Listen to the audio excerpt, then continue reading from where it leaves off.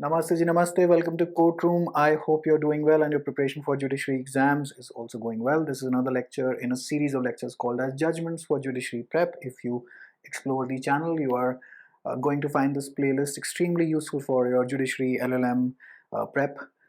This is a lecture on Section 27 of the Indian Evidence Act. So I keep on filtering out these lectures based on the most popular sections that the judiciary exams have a habit of asking, and whatever the apex court keeps on deciding relating to the aspects of these sections, we keep on discussing that here on this channel. So Siju versus State of Karnataka, this is criminal appeal. In case you need the citation number 64 of 2021. This case law relates to, let us say that the accused has given a confessional statement, and that confessional statement has led to the discovery of dead body, or basically it's a 302 IPC ka case, and 302 IPC is, it has to be on your tips, all right? So this relates to homicide, specifically murder, and it has led to the discovery of a dead body. If the statement has been given in one language, it has been noted down in one language by an interpreter and finally recorded in another language, is it admissible in a court of law or not?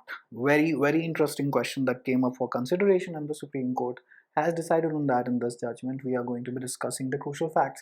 So the Karnataka High Court reversed the acquittal and convicted the appellant. Appellant ko appeal hi laga kar aaye for a case under 302 IPC along with other sections of the IPC which were there in the charge sheet. I won't go into any of those because they are irrelevant for our purposes.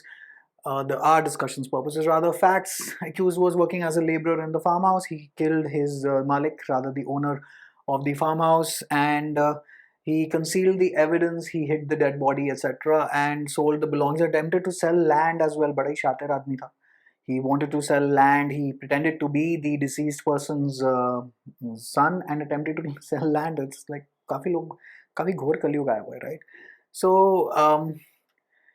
under section 313 CRPC, now you can pause the lecture here, you can open CRPC and you can revise 313. Always have 313, 319 sections such as this need to be on your tip. Section 165 of the Indian Evidence Act, 105 of the Indian Evidence Act.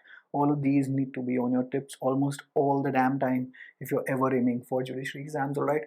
So under trial, the accused pleaded not guilty under statement for 313 CRPC. The learned sessions judge, well, he said the prosecution failed to establish its case beyond reasonable doubt. Well, that's the standard of proof in criminal cases any which way, and in आपके civil suits में preponderance of probabilities. Prelims के लिए हमेशा ये याद रखना है.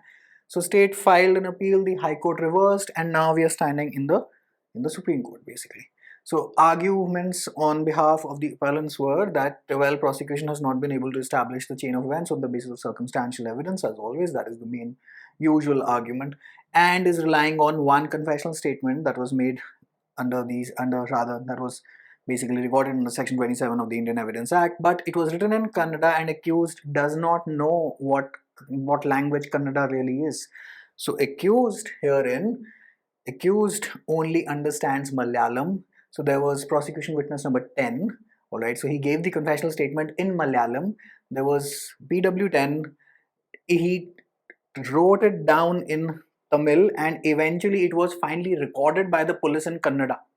So this was the main you can say main bone of contention in this case, that how is this possible, how is this statement admissible, alright? So, and you have to, by the way, use such language such as आपका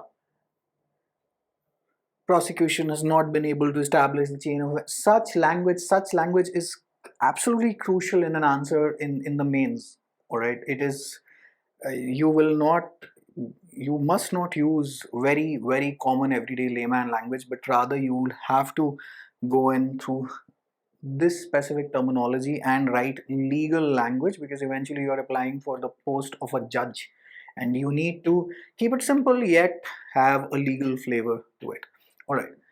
So therefore, this was their main contention. The main argument was that the High Court ought not to have reversed the judgment. It is as simple as that.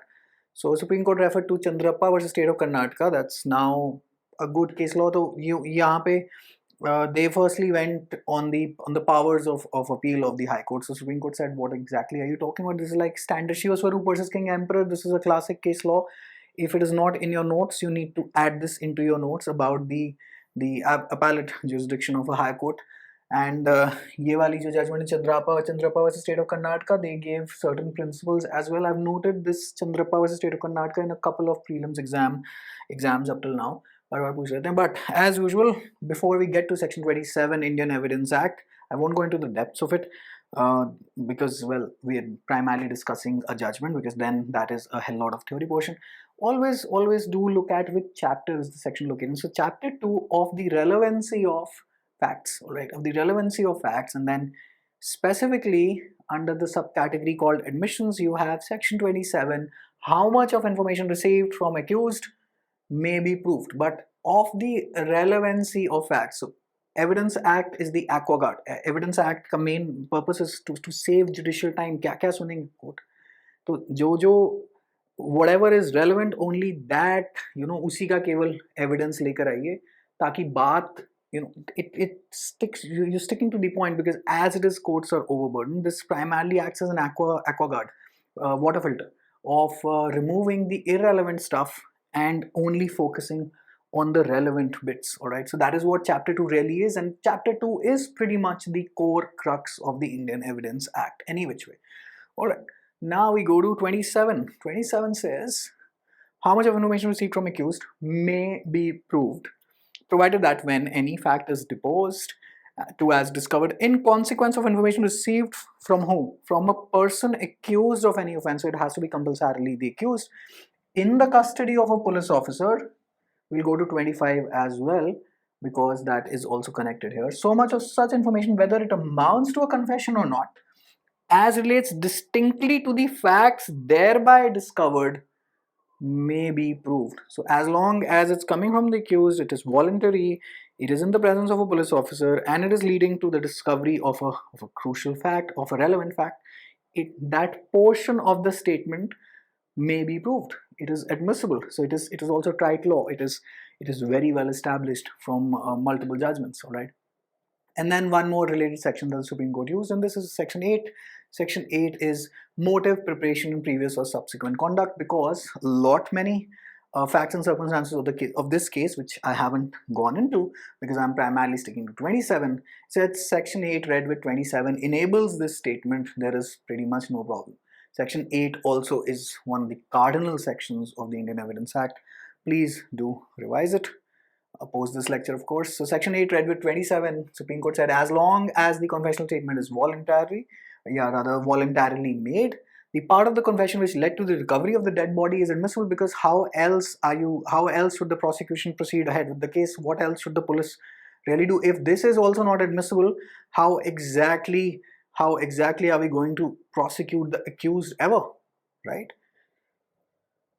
So Supreme Court said the assistance of interpreter, well, taken by the police, there is no fault, and then they refer to the cross-examination of PW10 as well, which didn't, there was pretty much no fault in the translation as well. Everything was translated very well. The cross-examination also didn't create any problem. So Supreme Court said, well, what exactly is the problem here? So new aspect of section 27, if the accused is giving his confessional statement in one language, it is being recorded, let us say, in another language, it is fine as long as the versions match and as long as the cross-examination of that, the interpreter, the translator, etc., it's all good. As long as everything is in a chain, it is all good. That is what the core crux of the judgment is. I always refer to 313. Just I won't go into the details because well, that will be pretty much teaching 27, and I haven't taught 27 in this lecture at all. 27 takes a lot of time to teach. 313, power to examine the accused, always needs to be on your tips in case you wish to ever be inclined to clearing the judiciary exams. Acha, 313 mein also 313, can you say, just a homework, can you say that this can be labeled as an element of the inquisitorial system of law? Usually हमारे यहाँ कौन सा system है? It is adversarial system of law. Can you say that this, coupled with 165 of the Indian Evidence Act, are facets of inquisitorial law in our adversarial system of law? Think about it. All right. Revise 313, the CRPC, and that's it. That's the judgment. Do watch 142 irretrievable breakdown of marriage. Article 142 के अंदर ये power Supreme Court के पास है. We've already discussed that. We'll keep on discussing more and more such legal current affairs that enable you to understand the developments on such sections, because, well, 27 and 25, etc., the all damn important sections. I wish you all the very best in your prep. Do check out our website in case you need any resources or help with your preparation. Wishing you all the very best. Take care. Bye.